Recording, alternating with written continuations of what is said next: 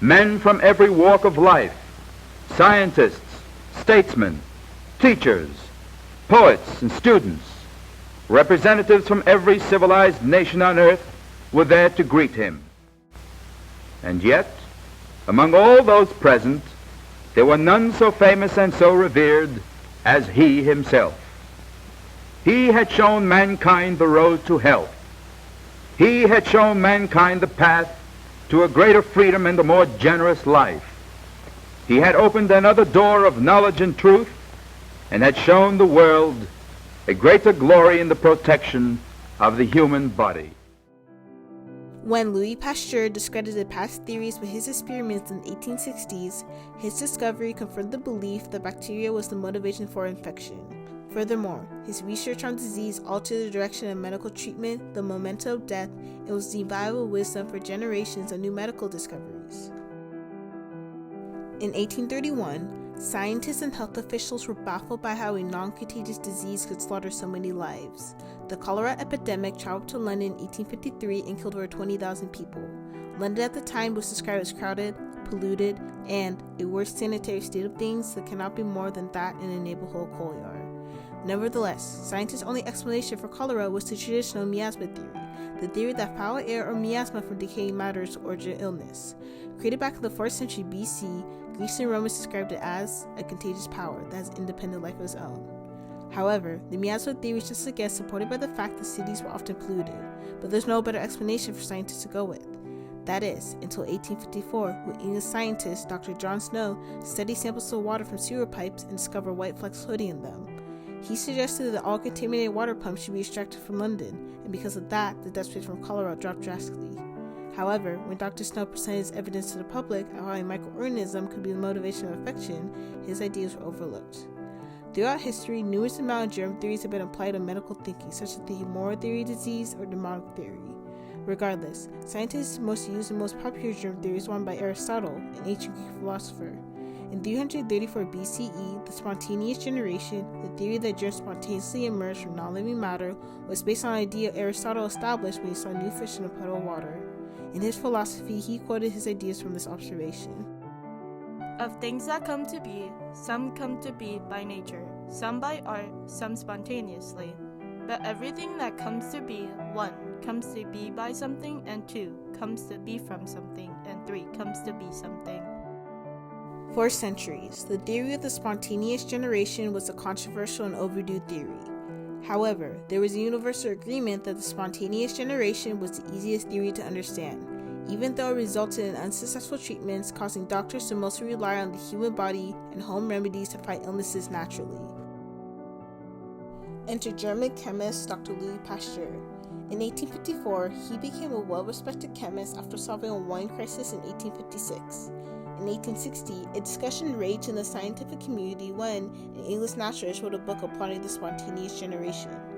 This topic of the French Academy of Science divided on the question, was the spontaneous generation a mere illusion?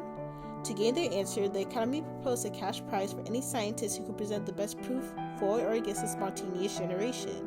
So, in 1861, Louis Pasteur became determined to end the discussion. To gain proper evidence for his investigation, Pasteur created an experiment based on a 17th century experiment that was the first study to go against the spontaneous generation. Pasteur developed his own evaluation called the Swan-Ness flask experiment. First, he created 4 flasks at a long tube shaped like S and placed beef broth in each of them.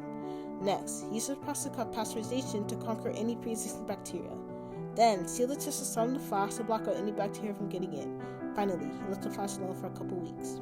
When he came back, he was presented with spoiled broth and bacteria in the exposed flasks, but none in the sealed ones.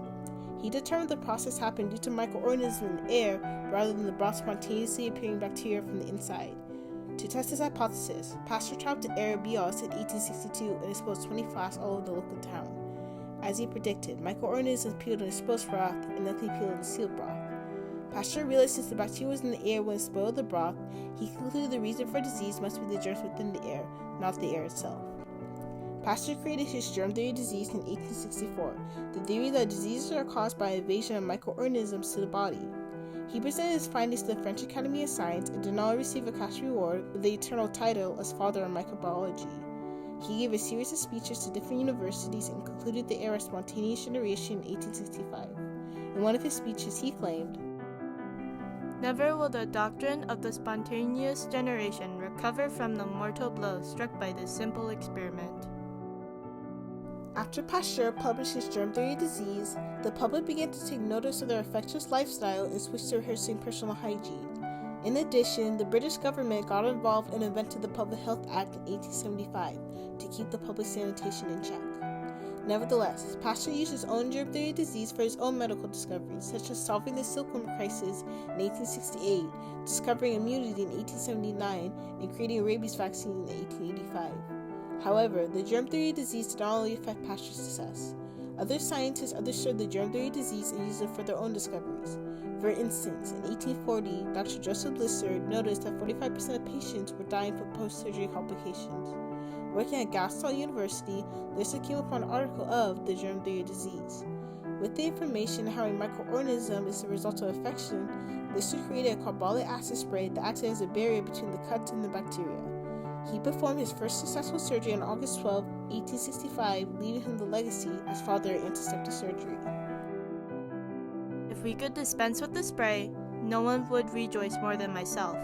But until someone wiser than I am can supply some better means, we must continue to use it. Despite the triumph that the germ theory of disease had on others, not everyone was supportive of this discovery. Many scientists try to disprove the germ theory of disease, but they all had the same common mistake, making research based on guesses that had no proper evidence. In particular, Dr. André Béchat was a French chemist who had a bitter rivalry against Pasteur. In 1880, Béchat composed his own germ theory of disease to go against Pasteur's. Béchat did many experiments to prove that his theory was correct, but he didn't provide significant evidence like Pasteur's. But not all Pasteur's enemies tried to bring down the germ theory of disease. In fact, Dr. Robert Koch's efforts reinforced the ideas represented. Dr. Robert Koch is famously known for his discoveries on anthrax in 1876, but he and Pasteur were rivals due to Koch accusing Pasteur of cherry-picking his work on anthrax. Even though Pasteur and he were opponents, Koch realized the connection between the germ theory of disease and his work. This led to the creation of Koch postulates, or rules that identify germs and their effects. After Koch published his postulates in 1890, supporters and non-supporters were finally convinced of the germ theory's presence, leaving old theories to die. In 1892, two scientists made the discovery of multiple copies of the same germ from affected leaves. They called the new germ viruses, when a series of germs made a copy of themselves to cause more damage. In the wake, the first germ panic began between 1900 to 1940. It was an era of major change when the germ theory of disease was most useful. They placed posters in newspapers suggesting the many ways to avoid germs and where they could be, such as their food, water, air, or environment. In 1945, the first vaccine for the influenza virus was created. Between the decades 1960 and 1970, many vaccines and antibiotics were developed. These treatments will help upcoming outbreaks such as the 1981 AIDS and HIV pandemic, and would introduce a second germ panic to 1985 to the present time, the 2013 Ebola crisis, and recently the 2020 coronavirus pandemic. These deadly outbreaks reminded society of the social anxiety faced during the first germ panic and before the germ theory. We were reminded that deadly diseases do not come from foul air or nowhere but caused by germs. The government had to review and create new sanitation methods such as social distancing and hand washing. However, thanks to the germ theory disease, scientists were able to create a vaccine to slow the spreading of COVID among citizens, saving many lives to this day. Ultimately, Louis Pasteur's discovery of the germ theory disease impacted society by comprehending the worth of germs, the many ways they could spread, and help humanity overcome major widespread illnesses, making this a turning point in history. With that, it also helped the human body become less vulnerable due to the creation of medical inventions and debunking all scientists of any false ideas. The germ theory disease is remembered today as a theory that remodeled medical thinking and saved the human race from microscopic events.